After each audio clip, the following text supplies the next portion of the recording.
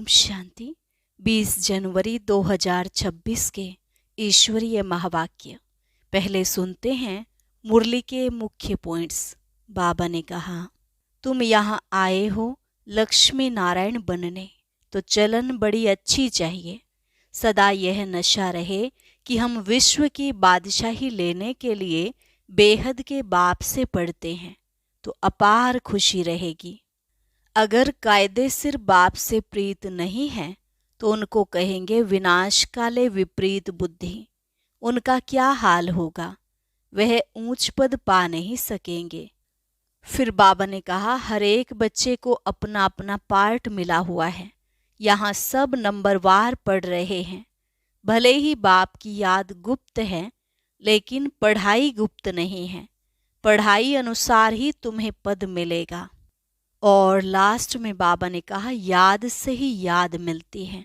लेकिन कोई कोई बच्चे ना तो बाप को याद करते हैं, ना समाचार लिखते हैं।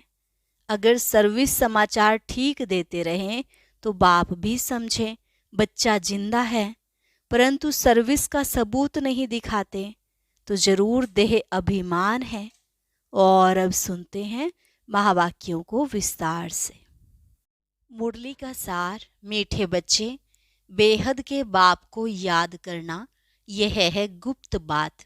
याद से याद मिलती है। जो याद नहीं करते उन्हें बाप भी कैसे याद करें। प्रश्न, संगम पर तुम बच्चे कौन सी पढ़ाई पढ़ते हो जो सारा कल्प नहीं पढ़ाई जाती। उत्तर, जीते जी शरीर से न्यारा अर्थात मुर्दा होने की पढ़ाई अभी पढ़ते हो, क्योंकि तुम्हें कर्मातीत बनना है। बाकी जब तक शरीर में है तब तक कर्म तो करना ही है। मन भी अमन तब हो जब शरीर ना हो। इसलिए मन जीते जगत जीत नहीं, लेकिन माया जीते जगत जीत। ओम शांति। बाप बैठ बच्चों को समझाते हैं, क्योंकि यह तो बच्चे समझते हैं, बेसमझ को ही पढ़ाया जाता है। अब बेहद का बाप ऊंच ते ऊंच भगवान आते हैं तो किसको पढ़ाते होंगे। जरूर जो ऊंच ते ऊंच बिल्कुल बेसमझ होंगे। इसलिए कहा ही जाता, विनाश काले विपरीत बुद्धि। विपरीत बुद्धि कैसे हो गए हैं। 84 लाख योनियां लिखा हुआ है ना, तो बाप को भी 84 लाख जन्मों में ले गए हैं। कह देते हैं परमात्मा कुत्ते बिल्ली जीव जंतु सब में है। बच्चों को समझाया जाता है, यह तो सेकंड नंबर पॉइंट देनी होती है। बाप ने समझाया है, जब कोई नया आता है तो पहले पहले उनको हद के और बेहद के बाप का परिचय देना चाहिए।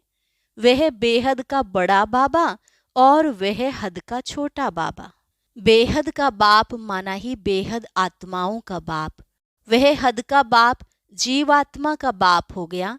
वह है सब आत्माओं का बाप। यह नॉलेज भी सब एक रस नहीं धारण कर सकते हैं।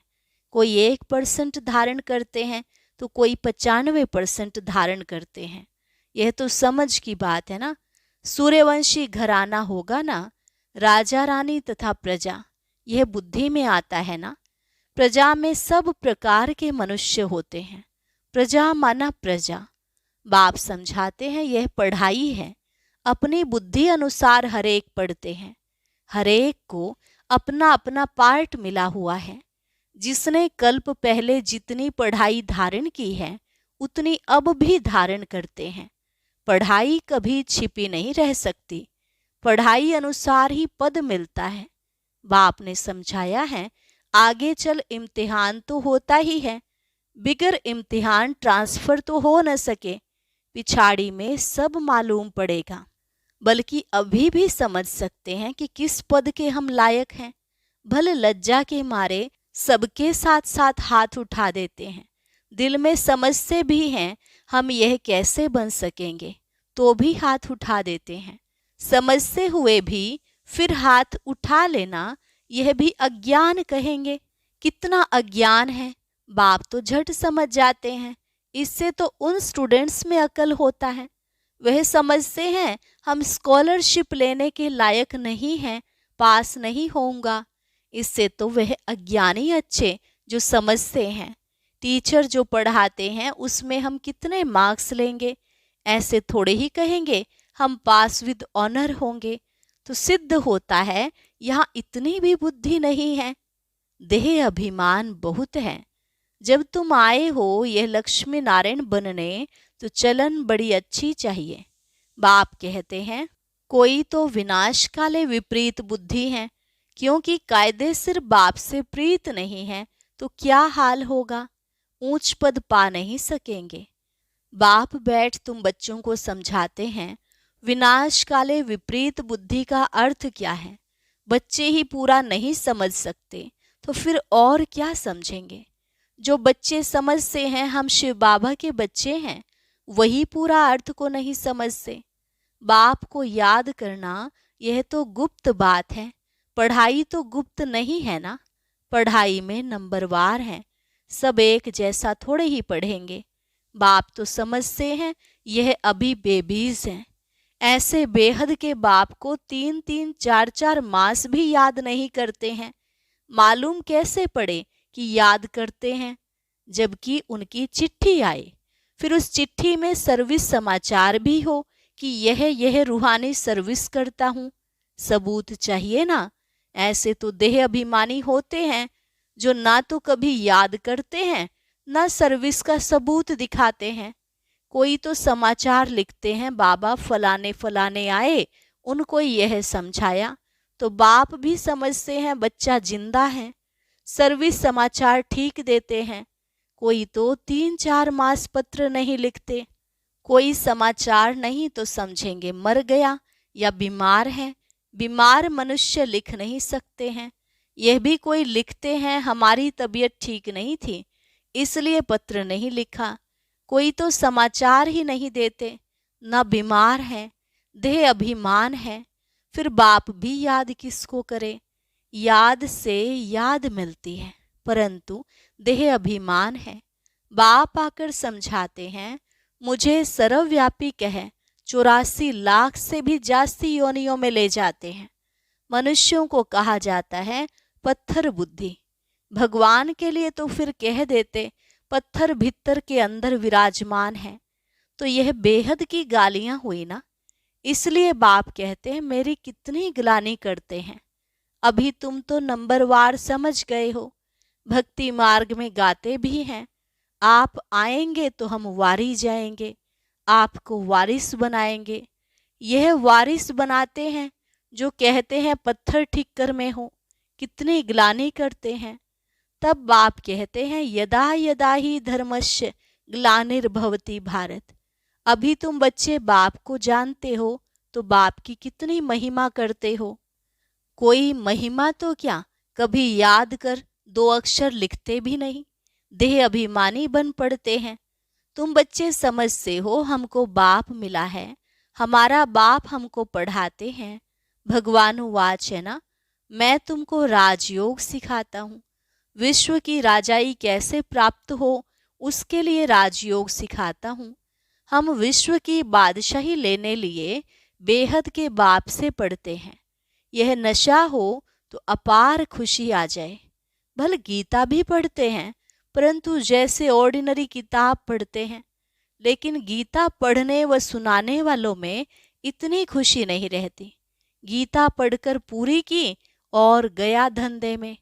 तुमको तो अभी बुद्धि में है बेहद का बाप हमको पढ़ाते हैं, और कोई की बुद्धि में यह नहीं आएगा कि हमको भगवान पढ़ाते हैं। तो पहले पहले कोई भी आवे तो उनको 2 बाप की थ्योरी समझानी है। बोलो भारत स्वर्ग था ना, अभी नरक है। ऐसे तो कोई कह ना सके कि हम सतयुग में भी हैं कलयुग में भी हैं। किसको दुख मिला तो वह नरक में है, किसको सुख मिला तो वह स्वर्ग में है। ऐसे बहुत कहते हैं दुखी मनुष्य नरक में है, हम तो बहुत सुख में बैठे हैं, महल माड़ियाँ आदि सब कुछ है, बाहर का बहुत सुख देखते हैं ना। यह भी तुम अभी समझते हो सतयुगी सुख तो यहाँ हो नहीं सकता। ऐसे भी नहीं गोल्डन एज को आयरन एज कहो अथवा आयरन एज को गोल्डन एज कहो, एक ही बात है।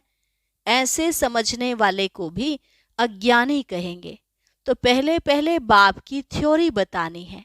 बाप ही अपनी पहचान देते हैं और तो कोई जानते नहीं। कह देते परमात्मा सर्वव्यापी है। अभी तुम चित्र में दिखाते हो, आत्मा और परमात्मा का रूप तो एक ही है। वह भी आत्मा है, परंतु उनको परमात्मा कहा जाता है। बाप बैठ समझाते हैं मैं कैसे आता हूँ। सभी आत्माएं वहाँ परमधाम में रहती हैं। यह बातें बाहर वाला तो कोई समझ नहीं सकता। भाषा भी बहुत सहज है। गीता में श्री कृष्ण का नाम डाल दिया है। अब श्री कृष्ण तो गीता सुनाते नहीं हैं। वह तो सबको कह न सके कि मामेकम याद करो। देहधारी की याद से तो पाप कटते नहीं। श्री कृष्ण भगवानुवाच देह के सब संबंध त्याग मामेकम याद करो। परंतु देह के संबंध तो श्री कृष्ण जी को भी हैं, और फिर वह तो छोटा सा बच्चा है ना। यह भी कितनी बड़ी भूल है, कितना फर्क पड़ जाता है एक भूल के कारण। परमात्मा तो सर्वव्यापी हो नहीं सकता। जिसके लिए कहते हैं सर्व का सद्गति दाता है, तो क्या वह भी दुर्गति को पाते हैं? परमात्मा कब दुर्गति को पाता है क्या? यह सब विचार सागर मंथन करने की बातें हैं, टाइम वेस्ट करने की बात नहीं है। मनुष्य तो कह देते कि हमको फुर्सत नहीं है। तुम समझाते हो कि आकर कोर्स लो, तो कहते फुर्सत नहीं। 2 दिन आएंगे फिर 4 दिन नहीं आएंगे। पढ़ेंगे नहीं तो यह लक्ष्मी नारायण कैसे बन सकेंगे? माया का कितना फोर्स है। बाप समझाते हैं जो सेकंड जो मिनट पास होता है वह हूबहू रिपीट होता है। अनगिनत बार रिपीट होते रहेंगे। अभी तो बाप दोबारा सुन रहे हो। बाबा तो जन्म मरण में आते नहीं। भेंट की जाती है, पूरा जन्म मरण में कौन आता है और न आने वाला कौन? सिर्फ एक ही बाप है जो जन्म मरण में नहीं आता है, बाकी तो सब आते हैं। इसलिए चित्र भी दिखाया है। ब्रह्मा और विष्णु दोनों जन्म मरण में आते हैं। ब्रह्मा सो विष्णु, विष्णु सो ब्रह्मा पार्ट में आते जाते हैं, एंड हो न सके। यह चित्र फिर भी आकर सब देखेंगे और समझेंगे। बहुत सहज समझ की बात है। बुद्धि में आना चाहिए हम सो ब्राह्मण हैं, फिर हम सो क्षत्रिय वैश्य शूद्र बनेंगे, फिर बाप आएंगे तो हम सो ब्राह्मण बन जाएंगे। यह याद करो तो भी स्वदर्शन चक्रधारी ठहरे। बहुत हैं जिनको याद ठहरती नहीं। तुम ब्राह्मण ही स्वदर्शन चक्रधारी बनते हो, देवताएं नहीं बनते हैं। यह नॉलेज की चक्र कैसे फिरता है, इस नॉलेज को पाने से वह यह देवता बने हैं। वास्तव में कोई भी मनुष्य स्वदर्शन चक्रधारी कहलाने के लायक नहीं है।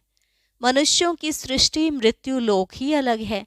जैसे भारतवासियों की रस्म रिवाज अलग है, सबका अलग अलग होता है। देवताओं की रस्म रिवाज अलग है, मृत्यु लोक के मनुष्यों की रस्म रिवाज अलग, रात दिन का फर्क है। इसलिए सब कहते हैं हम पतित हैं। हे भगवान, हम सब पतित दुनिया के रहने वालों को पावन बनाओ। तुम्हारी बुद्धि में है पावन दुनिया आज से 5000 वर्ष पहले थी, जिसको सतयुग कहा जाता है। त्रेता को नहीं कहेंगे। बाप ने समझाया है वह है फर्स्ट क्लास, यह है सेकंड क्लास। तो एक एक बात अच्छी रीति धारण करनी चाहिए। जो कोई भी आए तो सुनकर वंडर खावे। कोई तो वंडर खाते हैं, परंतु फिर उनको फुर्सत नहीं रहती जो पुरुषार्थ करे। फिर सुनते हैं पवित्र जरूर रहना है। यह काम विकार ही है जो मनुष्य को पतित बनाता है। इनको जीतने से ही तुम जगत जीत बनेंगे। बाप ने कहा भी है काम विकार जीत जगत जीत बनो। मनुष्य फिर कह देते मन जीते जगत जीत बनो। मन को वश में करो। अब मन अमन तो तब हो जब शरीर ना हो, बाकी मन अमन तो कभी होता ही नहीं। देह मिलती ही है कर्म करने के लिए, तो फिर कर्मातीत अवस्था में कैसे रहेंगे? कर्मातीत अवस्था कहा जाता है मुर्दे को। जीते जी मुर्दा, शरीर से न्यारा। तुमको भी शरीर से न्यारा बनने की पढ़ाई पढ़ाते हैं। शरीर से आत्मा अलग है। आत्मा परम धाम की रहने वाली है।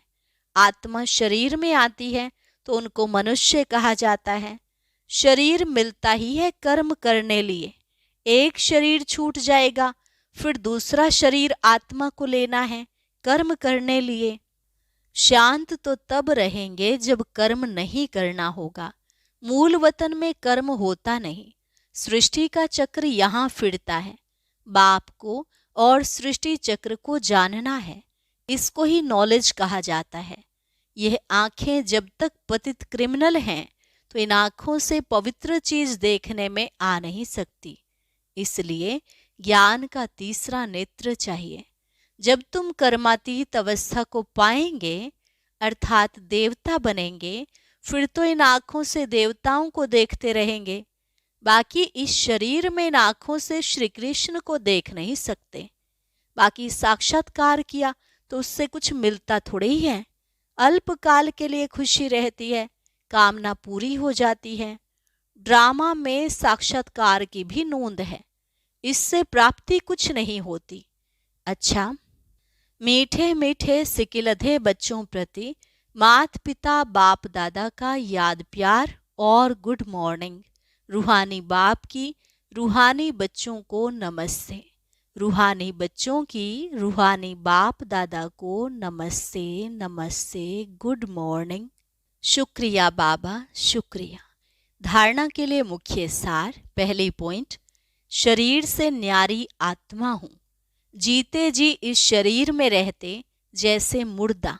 इस स्थिति के अभ्यास से कर्मातीत अवस्था बनानी है। दूसरी पॉइंट, सर्विस का सबूत देना है। देह भान को छोड़ अपना सच्चा सच्चा समाचार देना है। पास विद ऑनर होने का पुरुषार्थ करना है। वरदान, अपने शांत स्वरूप स्टेज द्वारा शांति की किरणें फैलाने वाले मास्टर शांति सागर भव। अपने शांत स्वरूप स्टेज द्वारा शांति की किरणें फैलाने वाले मास्टर शांति सागर भव। वर्तमान समय विश्व के मेजॉरिटी आत्माओं को सबसे ज्यादा आवश्यकता है सच्चे शांति की। अशांति के कारण दिन प्रतिदिन बढ़ रहे हैं और बढ़ते जाएंगे। अगर स्वयं अशांत नहीं भी होंगे तो औरों के अशांति का वायुमंडल वातावरण शांत अवस्था में बैठने नहीं देगा। अशांति के तनाव का अनुभव बढ़ेगा। ऐसे समय पर आप मास्टर शांति के सागर बच्चे अशांति के संकल्पों को मर्ज कर विशेष शांति के वाइब्रेशन फैलाओ। स्लोगन, बाप के सर्व गुणों का अनुभव करने के लिए सदा ज्ञान सूर्य के सम्मुख रहो। बाप के सर्व गुणों का अनुभव करने के लिए सदा ज्ञान सूर्य के सम्मुख रहो। अव्यक्त इशारे, इस अव्यक्ति मास में बंधन मुक्त रहे जीवन मुक्त स्थिति का अनुभव करो। अभी समय की बचत, संकल्पों की बचत, शक्ति के बचत की योजना बनाकर बिंदी रूप की स्थिति को बढ़ाओ। जितना बिंदी रूप की स्थिति होगी उतना कोई भी इविल स्पिरिट व इविल संस्कार का फोर्स आप लोगों पर वार नहीं करेगा। आप भी उनसे मुक्त रहेंगे और आपका शक्ति रूप उन्हों को भी मुक्त करेगा। और अभी सुनते हैं आज का अव्यक्त ज्ञान मोती।